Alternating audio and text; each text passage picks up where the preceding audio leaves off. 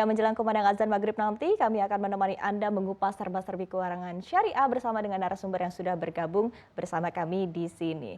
Nah, di segmen Cerdas Finansial Syariah kali ini kita akan membahas dengan tema adalah tantangan dan potensi perbankan syariah di era pandemi ya. Sebagaimana kita ketahui bahwa memang pandemi membuat tekanan yang hebat pada berbagai sektor perekonomian termasuk adalah perbankan.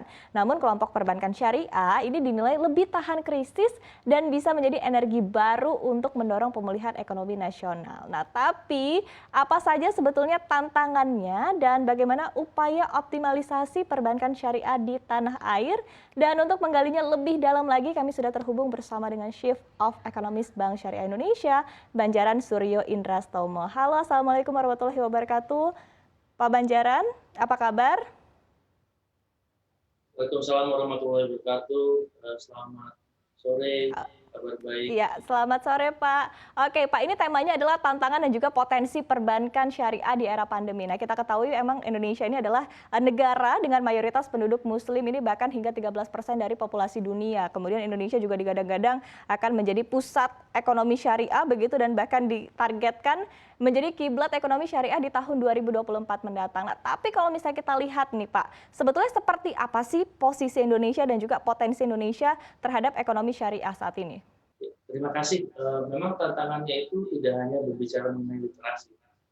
Ekonomi syariah di Indonesia itu, kalau kita berbicara mengenai usia, kalau lahirnya Bank Syariah pertama Indonesia dijadikan tolak ukur lahirnya ekonomi syariah di Indonesia baru sekitar 30 tahun lebih. Ini usianya sangat muda, usianya sangat prime untuk bisa tumbuh lebih luas, lebih besar lagi. Tapi memang kalau dibandingkan dengan perbankan konvensional, ekonomi secara umumnya ini sangat jauh tertinggal secara usia.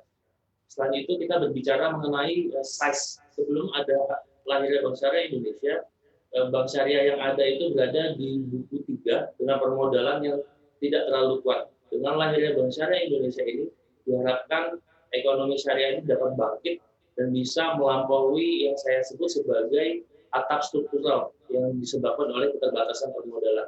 Dengan permodalan yang kuat itu, Bank Syariah Indonesia dapat berinvestasi terhadap sumber daya manusia, dapat berinvestasi terhadap teknologi, dapat berinvestasi terhadap produk dan layanan-layanan prima, sehingga kedepannya kami yakin kami akan mampu menjawab tantangan tersebut menjadi etalase ekonomi syariah Indonesia dan menjadi motor penggerak ekonomi syariah sehingga menjadi salah satu pemain global tersebut.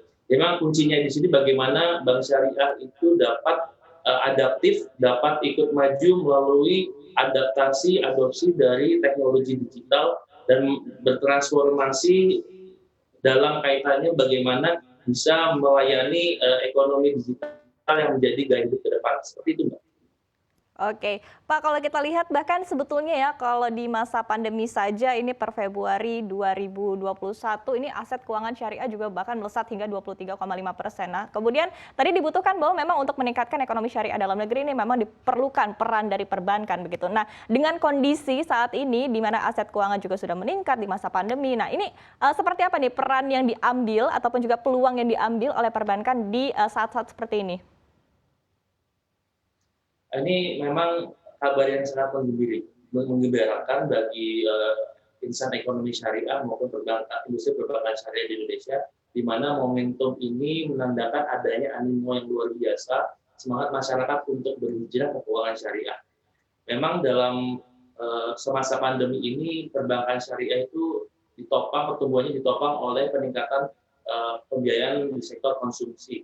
Tapi juga kami melihat bahwa pertumbuhan juga kami rasakan di dalam pembiayaan produktif, di mana secara garis besar ada peningkatan sebesar 30 triliunan secara industri di faktor pembiayaan produktif.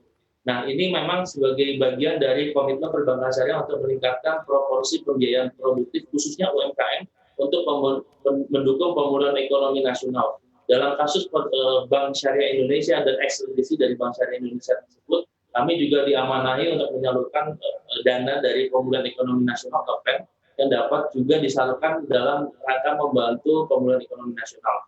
Nah, selain dari apa yang kami lakukan secara pembiayaan, penyaluran pembiayaan, di sini kami juga berkomitmen untuk bagaimana kami bisa melakukan penetrasi terhadap pasar segmen milenial yang memiliki potensi luar biasa melalui akuisisi new customer dengan platform digital kami.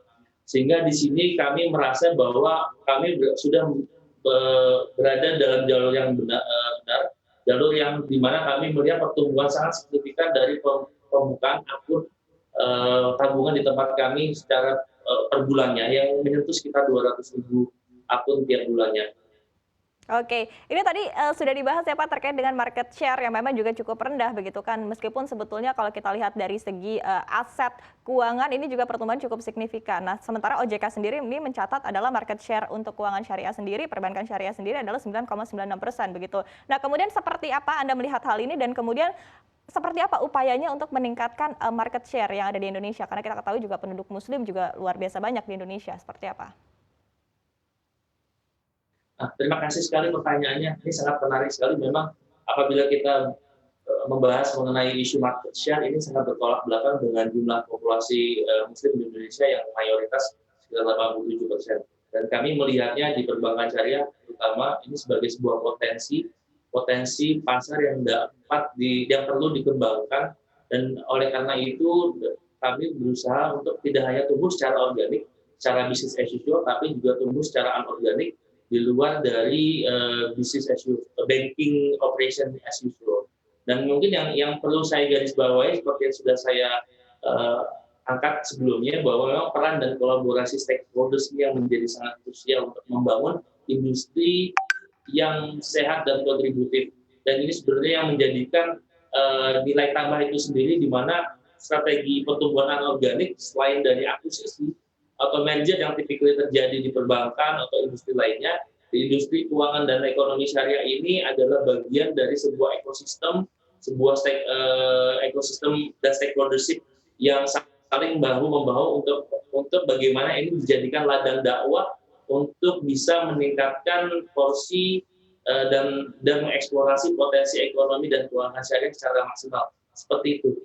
Oke, tapi kalau kita lihat juga sebetulnya untuk meningkatkan market share ini juga mungkin diperlukan produk-produk juga yang menarik begitu. Nah, sementara kalau kita lihat di sini di tengah beragam produk perbankan baik syariah maupun juga konvensional. Nah, ini seperti apa sih sebetulnya langkah-langkah yang dilakukan oleh perbankan syariah ini agar bisa terus menghasilkan produk dan juga layanan yang tidak kalah saing begitu dengan produk-produk konvensional? Terima kasih sekali pertanyaan. Mungkin kalau kita berbicara mengenai produk, kita mau tidak mau harus melihatnya dari kacamata bagaimana sebenarnya bank syariah itu memiliki sebuah value proposition. Sebagai modern, di era modern sebagai sebuah bank yang modern itu sendiri, satu, kita harus memiliki transparansi yang luar biasa, kita harus menjaga integritas dan berpegang teguh kepada mungkin di sini sisi keadilan dari ekonomi syariah dan menelurkannya dalam sebuah layanan yang lebih baik. Nah, dalam kaitannya dengan perkembangan keuangan syariah dari sisi produk dan layanan, memang mau tidak mau digitalisasi pendekatan dengan model digital ini adalah atau ada sebagai sebuah kunci dari keberhasilan bagaimana perbankan syariah itu dapat bersaing. Dan ini ditelurkan mungkin dalam kasusnya Bank Syariah Indonesia, saya dapat berbicara secara terbatas, di mana Bank Syariah Indonesia ini memiliki sebuah pendekatan user experience yang sangat distinktif.